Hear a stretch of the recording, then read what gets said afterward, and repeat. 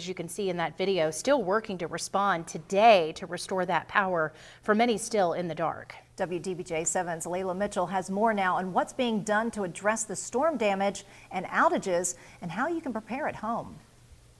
Across our hometowns, Monday's windstorm left behind snapped branches, fallen trees, and power lines tangled in the street. Strong winds impacted flights, creating challenging landing conditions at the airport. More than 300 Appalachian power crews have been on the clock for the last 24 hours, carefully responding to outages. We have to wait till it's safe to restore the power. So we're constantly keeping an eye on things, and then we're going to be able to respond as quickly as we're able to do so. Fewer severe storms this year allowed APCO linemen and arborists to work ahead, reinforcing problem areas, including parts of Rocky Mount and Bedford. What we love about this region is the mountains and the trees and the terrain, but that's also really difficult for a utility company being able to manage all of that.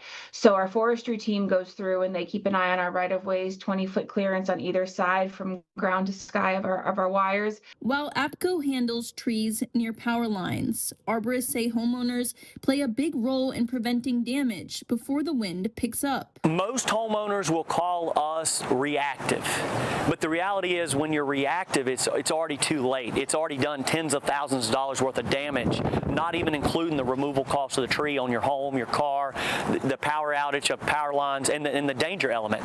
Trees were the biggest casualty from Monday's wind event. Now power is mostly restored, the process moving forward, because APCO, arborists, and homeowners were ready. In Roanoke, Layla Mitchell, WDBJ 7.